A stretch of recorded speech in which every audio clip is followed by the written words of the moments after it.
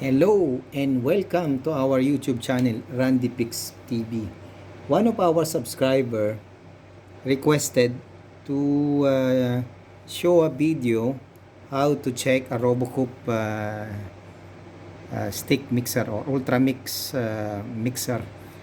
So for this particular unit, we have here a RoboCoupe MP350 Combi Ultra. Okay.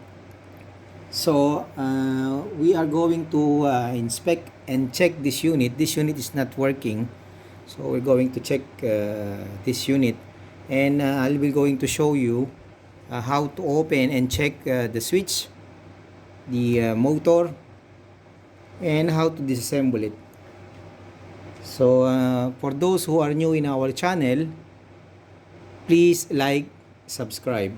So we'll be able to show you more videos and to get more inspired to create more learning videos how to check, repair your kitchen equipment and household appliances. So without further delay, let us now proceed how to check this RoboCoupe stick mixer. Okay, so the first thing we need to do, since they complain that this unit is not working, we have to check the fuse. Okay, so for this particular unit, it has a fuse here at the plug. So using our multimeter, okay, with the setting of ohms here times 10, we're going to check and verify if our fuse is working properly.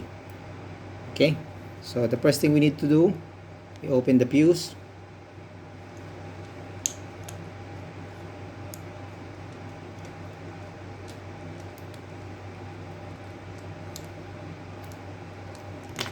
Okay, then verify if the fuse is okay or not.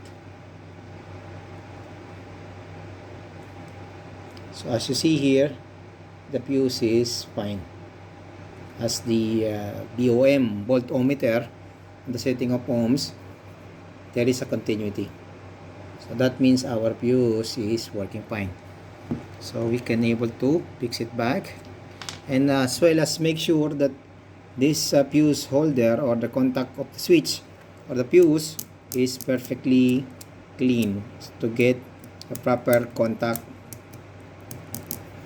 of the fuse. This also must be clean. If you find here a corrosion or oxidation, use sandpaper. So use a sandpaper to clean the fuse or to change it if you find the fuse extremely rusted.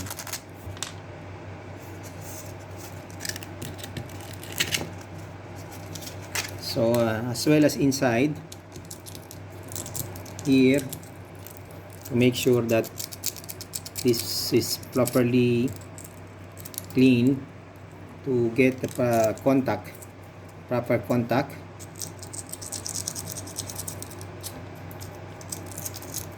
Okay, so now it's being cleaned. We will now reinstall it back. Okay, make sure the fuse is seated properly here and tight, and we can fix back the fuse cover.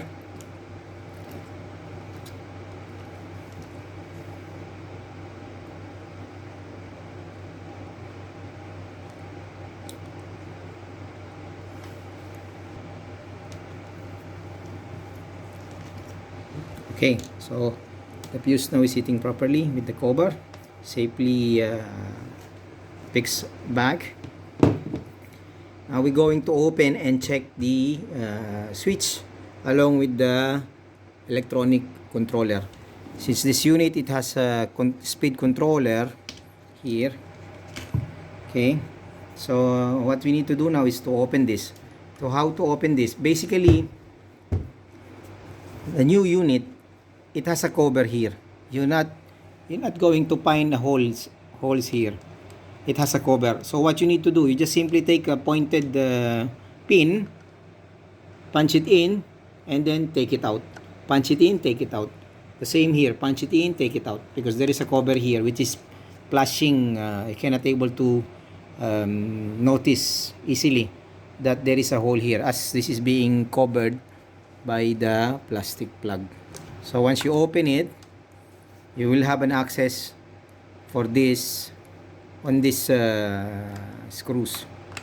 Okay, so as I said, we'll open this. First thing we need to do is you open the cover, or this grill, bent grill. Okay, lifting it up this way, both sides, like this, using your flat screwdriver. You can lift this up like this. Okay, so once you open the cover, make sure that you place it somewhere, or in a safe place. Okay, then next thing to do is we have to open these screws. 1, 2, 3, 4, 5, 6, 7, 8. So there are total of 8 screws that we need to open. The other thing also that you need to consider is you have to mark this. Okay, you have to mark this with a permanent marker. Okay, in order for you to easily align or fix back the reassembling. So assume that this is a permanent marker. You put 1 here and 2 here. Okay, or else take a picture, a photo of the unit, so that you will able to assemble it easily. Because keep in mind that these screws or screw bolt, they are screwed directly here and here on both sides. So it's not easy to align or insert the screw in the proper place. Okay, so make a marker. It will save you time. Okay, so moving forward, we're going to open this like this using Torx 20.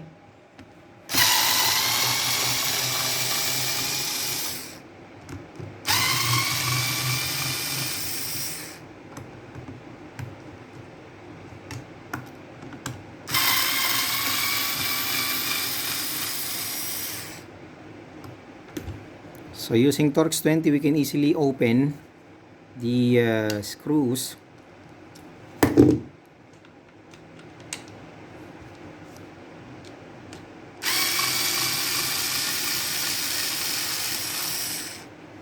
Okay, and keep the screws in a safe place. So just a reminder, as I said, normally these holes are being plugged, covered with the plug covers. So you have to pinch it in order for you to remove, because there's no other way. You have to pinch it and open. Okay, so we open 1, 2, 3, 4 screws.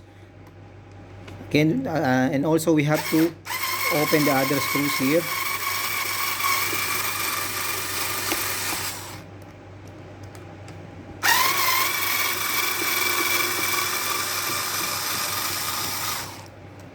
The same as the other side.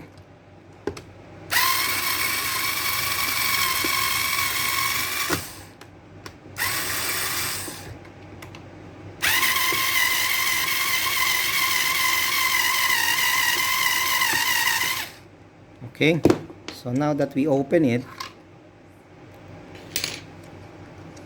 and we already marked where to plug this, because as you see here, the screw bolt is thorough, or up to the other end of the housing. Okay, so after I disassemble this, you will see that it's difficult to align and fix back on the same alignment. That is why I highly recommend to mark the alignment, so that you can able to easily refix back the screws. Okay, so now that we remove all the 4 screws, all the 8 screws, we can simply open it this way. See here, and there are socket here connecting to the motor. Okay, so we have to be careful not to break or damage this during opening, the same as the other 2 connectors here. Okay, so we open, okay, and remove, and there is another wire over here which is connecting here on the motor.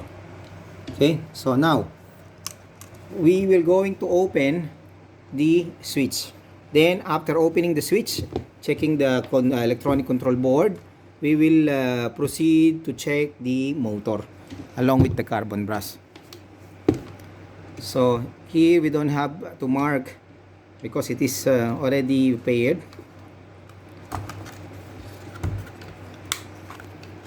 Okay, so we have opened the switch, and we're going to check this control board. So the first thing we need to do, we will verify if our cable is okay, because sometimes this cable here at the joint or at the neck, okay, it's breaking off. So again, using our multimeter, we can able to verify and check if our cable is okay or not. Using a voltometer, we can check our cable whether it is okay or broken. Okay,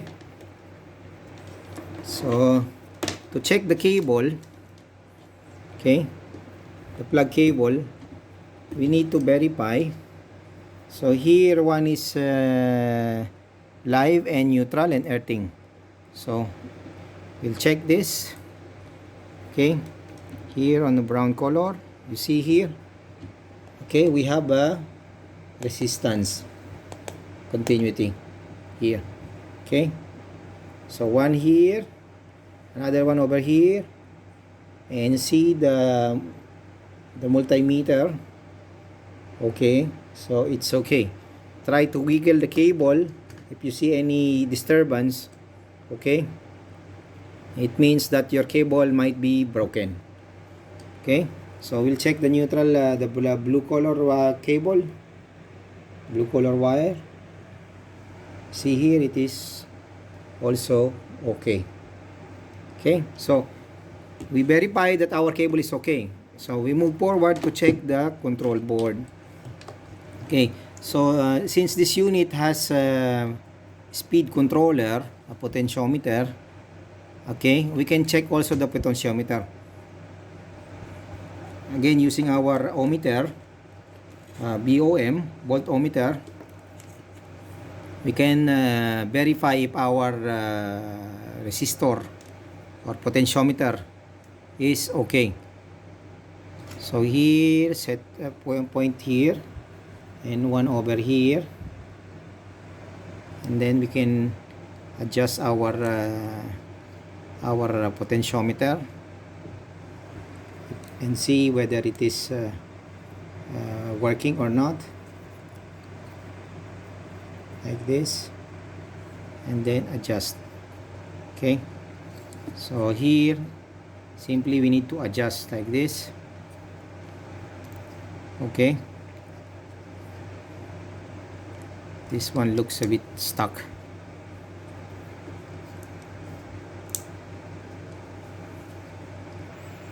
Okay, so if you twist this,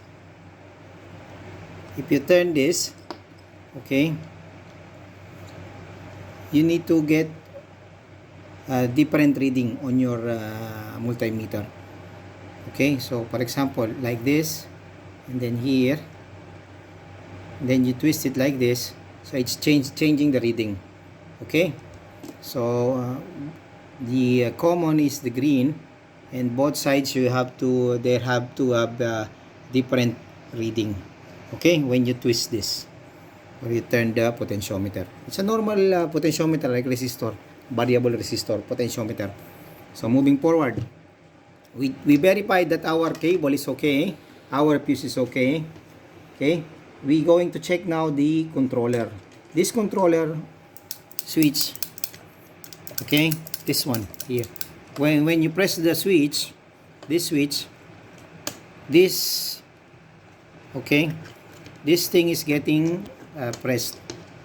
Okay, so you see here at the end of this lever, this is getting pushed.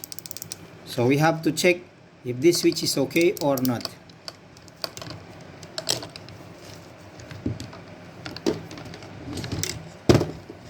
Again, using our multimeter, we're going to check if the switch is okay or not.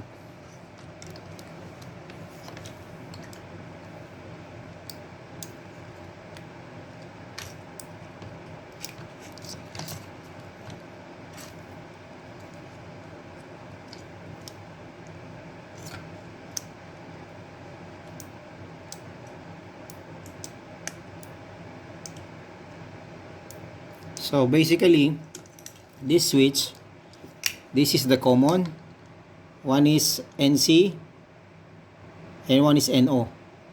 Okay, so here common, okay, this is the switch. I will going to press this using our multimeter ohm setting. We'll check the common, and here we have the NO, and when I press the switch, okay, I'm pressing this switch, so our switch is okay. Okay, so this is the NC. When I press the switch, it becomes NO. If I release on the switch, it becomes NC. So our switch is fine. And check if there is any burnout, traces of smoke or burn here on this electronic component. But just a tip, just for your information, many times I have encountered, okay, the motor is okay, the switch is fine.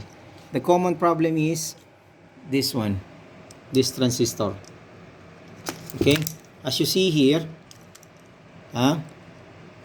our line, neutral and line, okay, it is connected to, okay, this is the end point, neutral point. This is connected to the transistor here. Okay, so most of the time I'm encountering that the controller is not working, or there is no neutral output to this orange color. Okay, I normally change only this rather than to buy the whole controller, electronic controller, which will cost you some money. Okay, if you just want to use your turbo mix, or I mean your Coupe mixer, you can simply bridge this one, this and this. Okay, the switch still will work as a normal switch.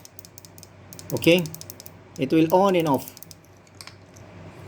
Simply bridge these two, or else buy this transistor here and change it. Okay, but you can buy the whole thing, but it will cost you some money. Okay, so if you want to save money, just bridge this here and here, solder. Okay, just solder this and it will work. Okay, it will work as normal. Okay, but that is only a tip for you to do in case you want to rectify the problem of your mixer not replacing the control board. But I suggest if you want, you can buy the controller, electronic controller. You can buy this from kitchen equipment spare part supplier, or else just bridge this and this. Then you will have here the neutral output, because this transistor serves as the relay. Okay, when you press the switch, the controller will give supply here, and these two will get on or contact. Okay, so but if you are saving money and saving time, you can simply bridge this and your unit will going to work. Okay, so moving forward, we check all this working. All this is fine. The potentiometer is working. This is working. What we need to do now is to check the motor. Okay, so we're going to check the motor. So how to check the motor? Because also sometimes the carbon brush is not is getting wear off or worn out. So we need to do now is to open this motor. Okay. Okay, so we need to open this. Okay, simply we have to open this like this. Okay, and then we have to get grip this one here. This is the main shaft using a monkey plier, or if you have a vice grip or bench vise, you have to grip this here. Okay, this way, and then open this. So this is a counterclockwise. Okay, so normal screw, you open it clockwise, or you open it counterclockwise, you lose. Okay, but on this, mind it, this is clockwise means you are opening. Counterclockwise, that means you are tightening. Okay, so this is like opposite of a normal threading. So clockwise means you are opening. Okay, you are opening. See, clockwise, opening. A normal screw or normal threading, clockwise you are tightening, but here on clockwise you are loosening. Counterclockwise you are tightening, opposite from the normal threading. Okay, so now we open this. Okay, now this we have to remove. Okay, so we have opened the cover. This is a bit tricky, mind this, because otherwise you can damage the screw. Okay, so this is being thread over here like this. Okay, so you see here, when you normal screw, counterclockwise means you are loosening, but here counterclockwise means you are tightening. Clockwise means you are opening or loosening. Okay, so now we can able to access the carbon, but I will going to open it for you to see. Okay, the armature, to check the armature and the other components of the stator. Okay, so we'll open this. Okay, this is the brass holder, the brass spring. Okay, this is the carbon brush. Okay, like this. Here, see the carbon brush. I'm pulling it off. Same with the other one here. Okay, here, look at the carbon brush. Now we can access this stator screw. for the bolt connecting to here.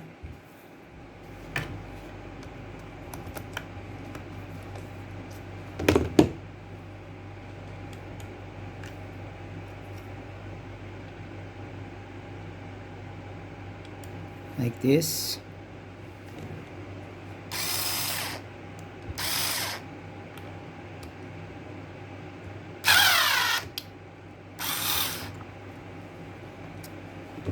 Okay, so we're going to open these two screws.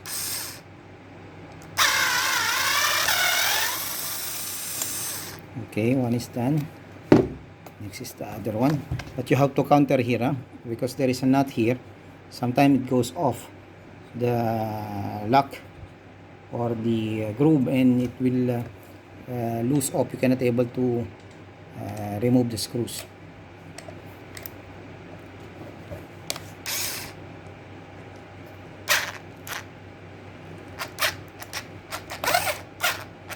Okay, so the battery is weak. Torx 20. Okay. Okay, so since we opened both screws,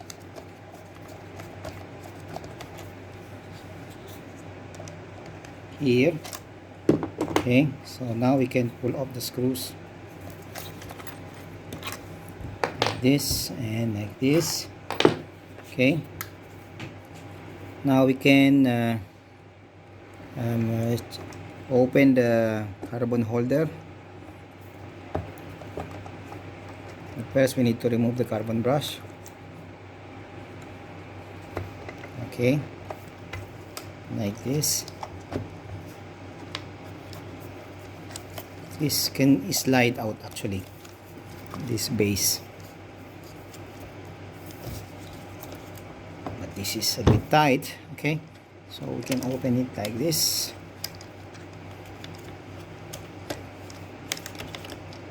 Or it can come out along with the carbon brush. Okay,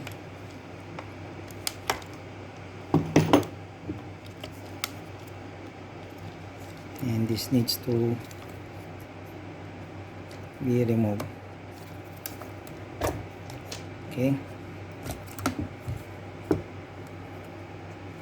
so as you see here, there are two components. Okay, this is the stator. Okay, this is the armature.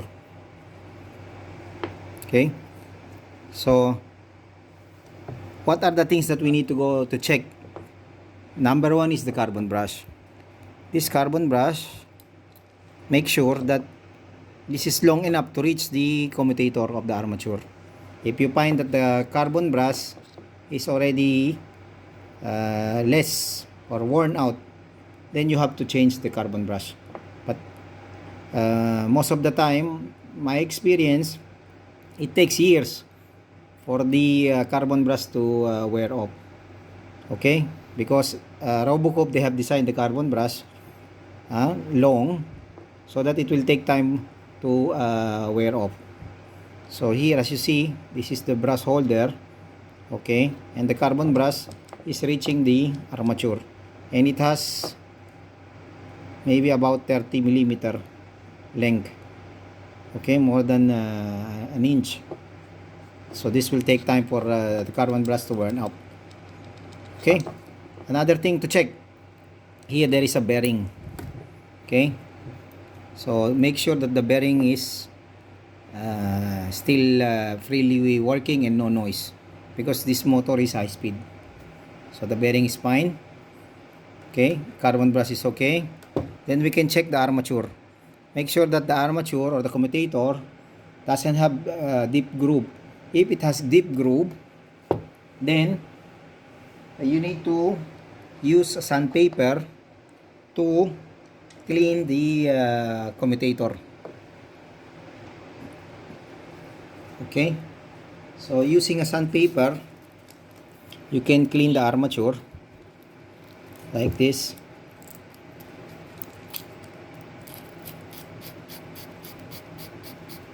Until it gets fine and clean.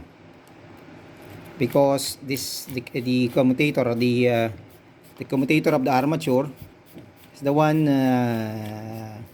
getting contact with the carbon brass. Okay, so this way you can easily clean the armature or the commutator.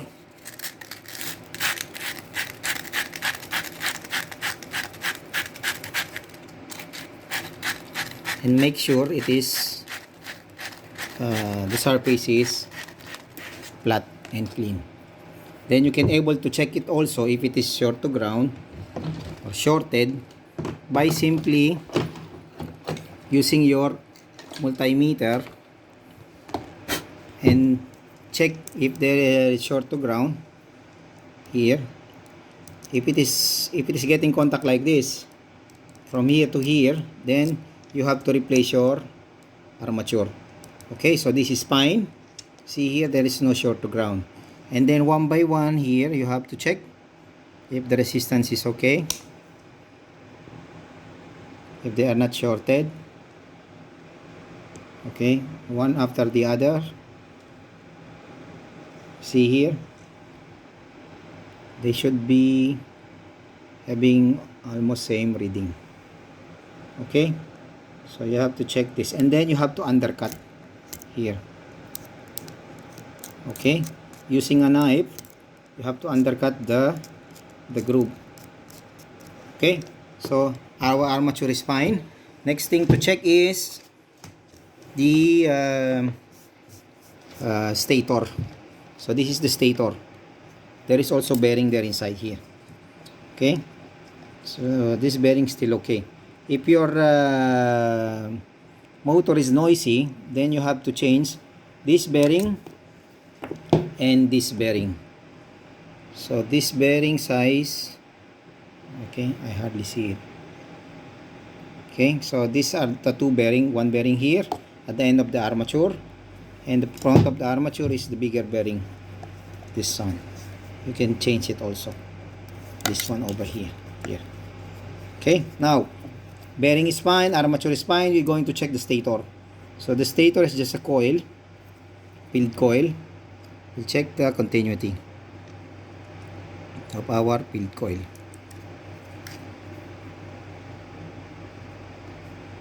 So one here, another one here.